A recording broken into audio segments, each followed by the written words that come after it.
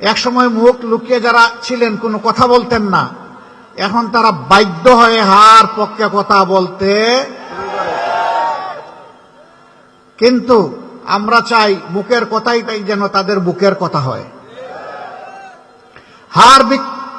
হার বিপক্ষে যারা অবস্থান নেবে, বাংলাদেশের 18 কোটি মানুষ ধরে নিবে তারা আবার ফ্যাসিবাদ কায়েম করতে চায়।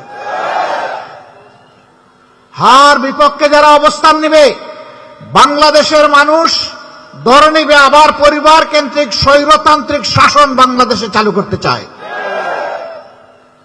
আমাদের যুবকদের স্লোগান ছিল উই ওয়ান্ট জাস্টিস।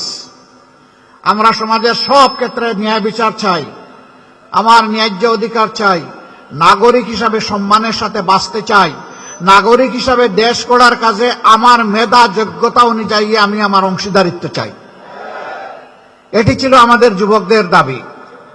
তারা তো দাবি করে নাই মিছিল করে যে আমাদেরকে বেকার ভাতা দাও। আপনারা করেছিলেন এইখানে যুবকরা? বাংলাদেশের কোথাও করে নাই।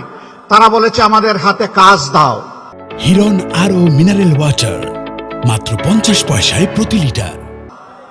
আমরা আমাদের দেশ জাতিকে গড়তে চাই, দেশ গড়ায় অবদান রাখতে চাই। এই জন্য যুব সমাজের হাতে ইনশাআল্লাহ আমরা অপমানজনক বেকার ভাতা তুলে দেব না, আমরা সম্মানের কাজ তুলে দেব ইনশাআল্লাহ।